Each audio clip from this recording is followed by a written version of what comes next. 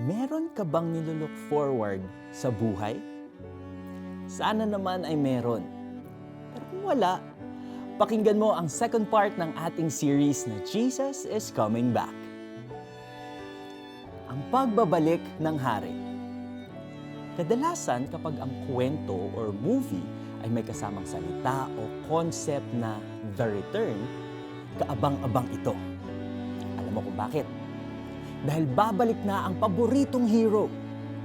Muling mabubuhay ang napatay na bida o magpapakita muli ito mula sa matagal na pananahimik. May dalang pag-asa ang bawat kwentong may sequel. Para bang a second chance in life. Do you look forward to a future na puno ng tunay na pag-asa dahil may hatid itong kalayaan? Kalayaan mula sa paghihirap, sa problema, sa heartaches, at iba pa. May exciting na sequel ang ating timeline sa Earth. In the future, ang bida ng buhay natin, ang Panginoong Jesus na Hari ng mga hari ay magbabalik at iyan ay tiyak. Jesus is coming back and that is when Christians will join Him in eternity. Ay, teka. Tinanggap mo na ba siya as your personal Savior and Lord?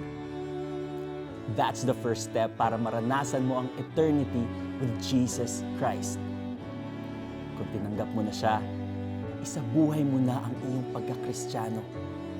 Mamuhay kang lagi with the thought na kasama mo na si Jesus. Maging mabuti at sundin ang kanyang mga utos na para naman sa ating kapakanan. Ang pagsunod sa Kanya ay pagpapakita ng ating pagmamahal sa Kanya. Kung sa tingin mo wala nang magandang pwedeng i-look forward sa buhay, nagkakamali ka. Kakamali ka, kaibigan. There is an eternity ahead of us together with the Lord Jesus, the King of Kings. Look ahead and live your life with this in mind. Pray tayo. Panginoong Jesus, salamat po at kayo ay babalik muli. Salamat dahil may pag-asa sa darating na bukas.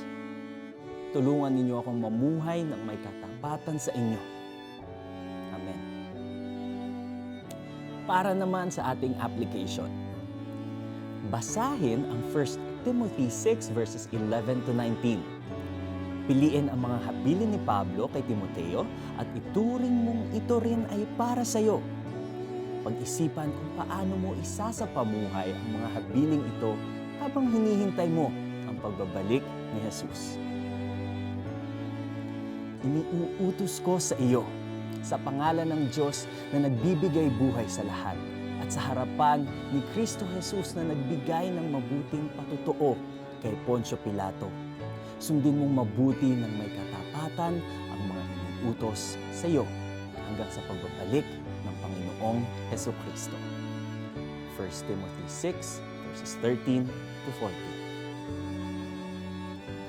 Yes, Jesus is coming back for you. Siyempre kami rin, magbabalik kami bukas para sa last part ng ating series na Jesus is Coming Back. This is Neo Rivera. Stay safe po. God bless you.